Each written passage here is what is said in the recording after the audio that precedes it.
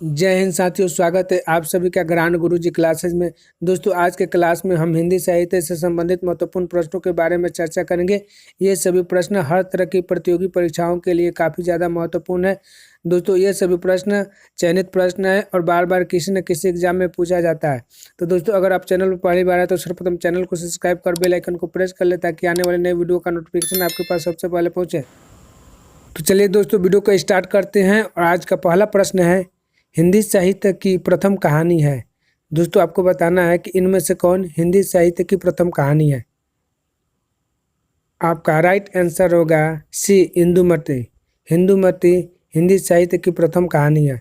और इसके कहानीकार कौन है दोस्तों? तो किशोरी लाल गोस्वामी, याद रखेंगे। इसके कहानीकार किशोरी लाल गोस्वामी है और इसका प्रकाशन वर्ष क्या है? 1900, याद रखेंगे। इंदुमती का प्रकाशन वर्ष क्या है? 1900 ईस्वी है। बात करते हैं अगले प्रश्न की और अगला प्रश्न है, कवि नागार्जुन का वास्तविक नाम क्या है। दोस्तों, आपको बताना है कि कवि नागार्जुन का वास्तविक नाम क्या है। आपका राइट आंसर होगा ए, वैद्यनाथ मिश्र। कवि नागार्जुन का नाम वैद्यनाथ मिश्र है। बात करते हैं अगले प्रश्न की और अगला प्रश्न है, होरी किस उपन्यास का पात्र है। दोस्तों, आपको बताना है कि होरी किस उपन्यास का पात्र है। आपका राइट आंसर होगा डी, गोदान। दोस्तों, होरी गोदान का मुख्य पात्र है। दोस्तों, आपको कमेंट्स बॉक्स में बताना है कि गोदान किसका लिखा हुआ उपन्यास है। दोस्तों, आपको कमेंट्स में बताना है कि गोदान किसका लिखा हुआ उपन्यास है।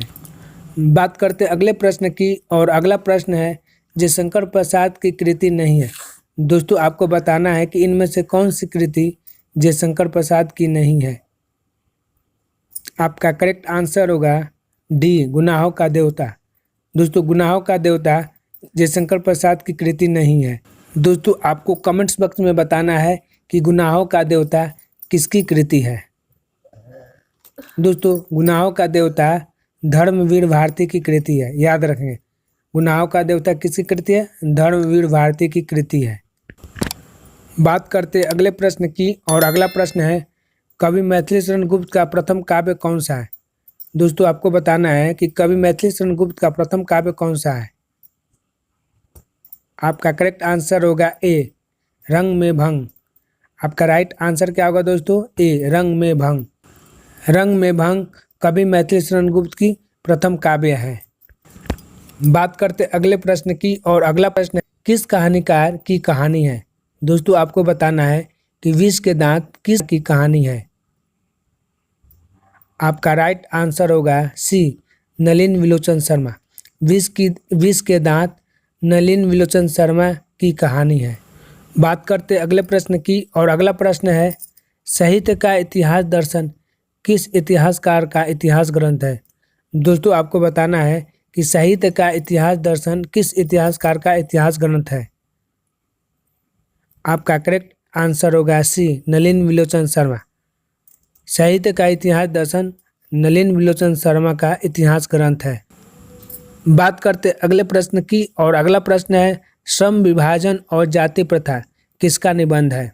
दोस्तों, आपको बताना है कि श्रम विभाजन और जाति प्रथा किसका लिखा हुआ निबंध है। आपका करेक्ट आंसर होगा ए, भीमराव अंबेडकर। श्रम विभाजन और जाति प्रथा दोस्तों भीमराव अंबेडकर का लिखा हुआ निबंध है। बात करते अगले प्रश्न की और अगला प्रश्न है, चारू चंद्र लेख किसका उपन्यास है। दोस्तों, आपको बताना है कि चारू चंद्र लेख किसका उपन्यास है। आपका राइट आंसर होगा ए, हजारी प्रसाद द्विवेदी। चारू चंद्र लेख हजारी प्रसाद द्विवेदी का उपन्यास है। बात करते अगले प्रश्न की और अगला प्रश्न है, इनमें से कौन सी रचना हजारी प्रसाद द्विवेदी की नहीं है।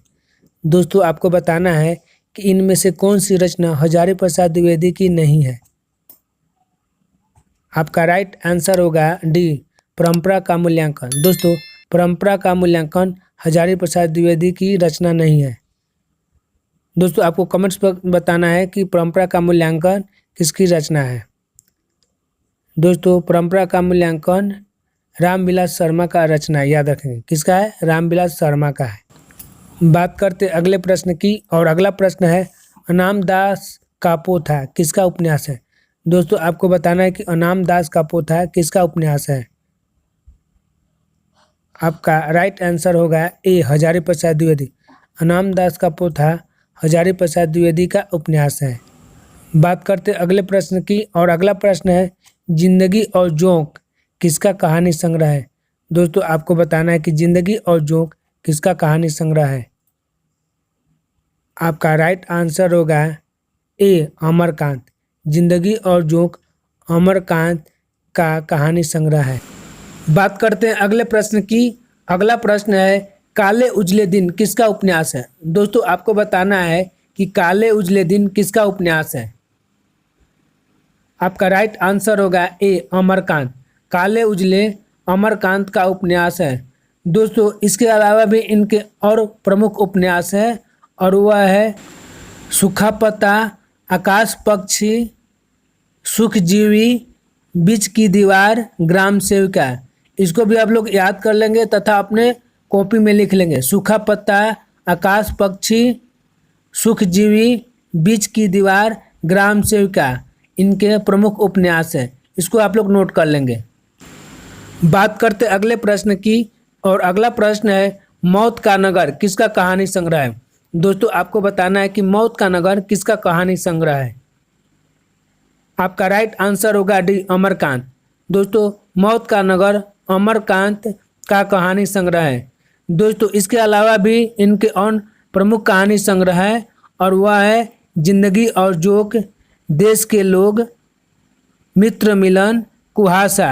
इसको आप लोग याद रखेंगे, ये इनके प्रमुख कहानी संग्रह कौन कौन से है दोस्तों।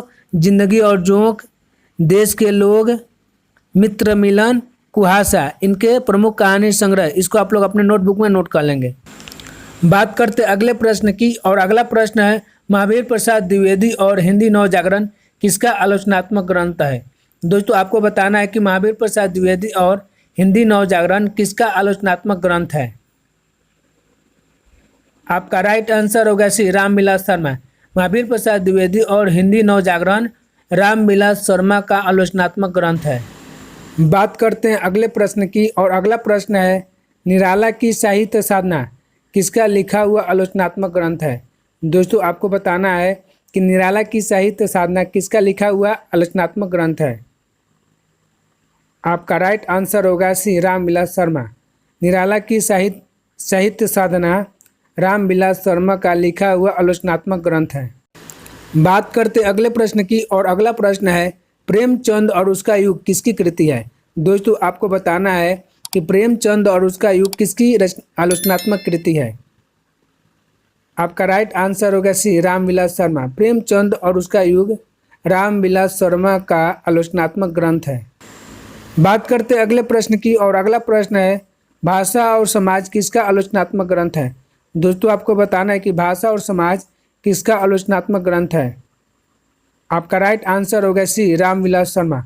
भाषा और समाज रामविलास शर्मा का आलोचनात्मक ग्रंथ है। दोस्तों इसी तरह के महत्वपूर्ण वीडियो के लिए चैनल को जरूर सब्सक्राइब करिए, तथा वीडियो को स्किप न कर वीडियो को अंत तक जरूर देखिएगा, क्योंकि इसमें बहुत से इंपॉर्टेंट प्रश्नों का चयन किया गया है जो आपके एग्जाम के लिए बहुत ही ज़्यादा यूजफुल है। बात करते अगले प्रश्न की, और अगला प्रश्न है भारतेंदु हरिश्चंद्र किसका लिखा हुआ ग्रंथ है। दोस्तों आपको बताना है कि भारतेंदु हरिश्चंद्र किसका लिखा हुआ ग्रंथ है। आपका राइट आंसर होगा सी रामविलास शर्मा। भारतेंदु हरिश्चंद्र रामविलास शर्मा का लिखा हुआ आलोचनात्मक ग्रंथ है। बात करते अगले प्रश्न की, और अगला प्रश्न है शहर अब भी संभावना है किसका कविता संकलन है। दोस्तों आपको बताना है कि शहर अब भी संभावना है किसका कविता संकलन है। आपका राइट आंसर होगा सी अशोक वाजपेयी। शहर अभी संभावना है अशोक वाजपेयी का कविता संकलन है। बात करते अगले प्रश्न की, और अगला प्रश्न है एक पतंग अनंत में किसका काव्य संग्रह है। दोस्तों आपको बताना है कि एक पतंग अनंत में किसका काव्य संग्रह है। आपका राइट आंसर होगा डी अशोक वाजपेयी। एक पतंग अनंत में अशोक वाजपेयी का काव्य संग्रह है। बात करते हैं अगले प्रश्न की, और अगला प्रश्न है आधुनिक हिंदी कविता का प्रारंभ माना जाता है। दोस्तों आपको बताना है कि आधुनिक हिंदी कविता का प्रारंभ कब से माना जाता है। आपका राइट आंसर होगा बी 1900 ईस्वी से। आधुनिक हिंदी कविता का प्रारंभ 1900 ईस्वी से माना जाता है। बात करते अगले प्रश्न की, और अगला प्रश्न है छायावादी युग की कालावधि है? दोस्तों आपको बताना है कि छायावादी युग की समय सीमा क्या है। आपका राइट आंसर होगा ए 1920 से 1936। छायावादी युग का समय सीमा 1920 से 1936 है। दोस्तों छायावाद के प्रमुख कवि जयशंकर प्रसाद, निराला, सुमित्रा नंदन पंत और महादेवी वर्मा है, याद रखेंगे। और छायावाद का प्रवर्तक जयशंकर प्रसाद को माना जाता है, याद रखेंगे। छायावाद का प्रवर्तक जयशंकर प्रसाद को माना जाता है। अब प्रकृति के सुकुमार कवि सुमित्रा नंदन पंत को माना जाता है और महादेवी वर्मा को आधुनिक युग की मीरा माना जाता है और निराला को क्रांतिकारी माना जाता है, याद रखें। निराला को क्रांतिकारी कवि माना जाता है। बात करते अगले प्रश्न की और अगला प्रश्न है छायावादी काव्य की विशेषता है। दोस्तों आपको बताना है कि इनमें से कौन छायावादी काव्य की विशेषता है। आपका राइट आंसर होगा बी अलौकिक सत्ता के प्रति प्रेम विद्रोह। दोस्तों आपका राइट आंसर होगा अलौकिक सत्ता के प्रति प्रेम विद्रोह छायावादी काव्य की विशेषता है। बात करते अगले प्रश्न की और अगला प्रश्न है छायावाद कवियत्रियां। दोस्तों आपको बताना है कि इनमें से कौन छायावाद की कवियत्री है। आपका राइट आंसर होगा बी महादेवी वर्मा। जी हाँ दोस्तों, महादेवी वर्मा छायावाद युग की कवियत्री है। बात करते अगले प्रश्न की और अगला प्रश्न है नई कविता की कालावधि है। दोस्तों आपको बताना है कि नई कविता की समय सीमा क्या है। दोस्तों आपका राइट आंसर होगा डी 1950 से अब तक। नई कविता की समय सीमा 1950 से अब तक है। बात करते अगले प्रश्न की और अगला प्रश्न है हिंदी कविता का जागरण काल माना जाता है। दोस्तों आपको बताना है कि हिंदी कविता का जागरण काल क्या है। आपका राइट आंसर होगा ए भारतेंदु युग को। दोस्तों भारतेंदु युग को हिंदी कविता का जागरण काल माना जाता है। बात करते अगले प्रश्न की और अगला प्रश्न है किस युग के काव्य में सामाजिक तथा पौराणिक विषयों का विस्तार हुआ है। दोस्तों आपको बताना है कि किस युग के काव्य में सामाजिक तथा पौराणिक विषयों का विस्तार हुआ है। आपका राइट आंसर होगा डी द्विवेदी युग। दोस्तों महावीर प्रसाद द्विवेदी युग में सामाजिक तथा पौराणिक विषयों का विस्तार हुआ। बात करते अगले प्रश्न की और अगला प्रश्न है स्थूल के प्रति सूक्ष्म का विद्रोह छायावाद की यह परिभाषा किस आलोचक की है। दोस्तों आपको बताना है कि स्थूल के प्रति सूक्ष्म का विद्रोह छायावाद की यह परिभाषा किस आलोचक की है। आपका राइट आंसर होगा सी डॉक्टर नगेंद्र की। दोस्तों स्थूल के प्रति सूक्ष्म का विद्रोह छायावाद की यह परिभाषा डॉक्टर नगेंद्र की है। किसकी है दोस्तों? डॉक्टर नगेंद्र की है। बात करते अगले प्रश्न की और अगला प्रश्न है प्रसाद, पंत, निराला और महादेवी वर्मा को किस युग के चार स्तंभ माना गया है। दोस्तों आपको बताना है कि प्रसाद, पंत, निराला और महादेवी वर्मा को किस युग के चार स्तंभ माना गया है। आपका राइट आंसर होगा बी छायावाद। प्रसाद, पंत, निराला और महादेवी वर्मा छायावाद के चार स्तंभ माना गया है। बात करते अगले प्रश्न की और अगला प्रश्न है युगधारा के रचनाकार है। दोस्तों आपको बताना है कि इनमें से कौन युगधारा के रचनाकार है। आपका राइट आंसर होगा ए नागार्जुन। नागार्जुन युगधारा के रचनाकार है। बात करते अगले प्रश्न की और अगला प्रश्न है दूसरा तार सप्तक प्रकाशित हुआ।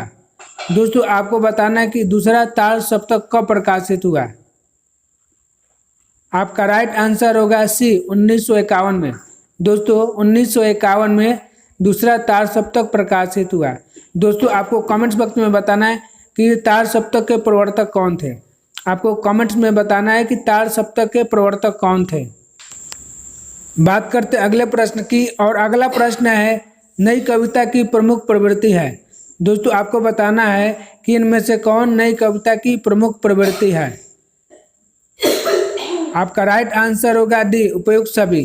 दोस्तों बिंब, प्रयोगों में नवीनता, व्यंग, प्रधान रचनाएं, ये सभी नई कविता की प्रमुख प्रवृत्ति है।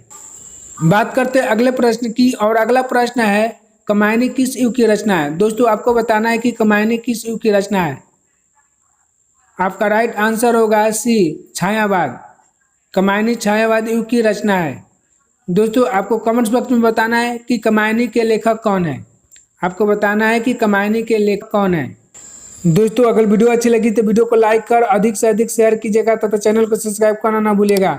दोस्तों फिर मिलते हैं अगले वीडियो में एक नए टॉपिक के साथ। तब तक के लिए जय हिंद जय भारत।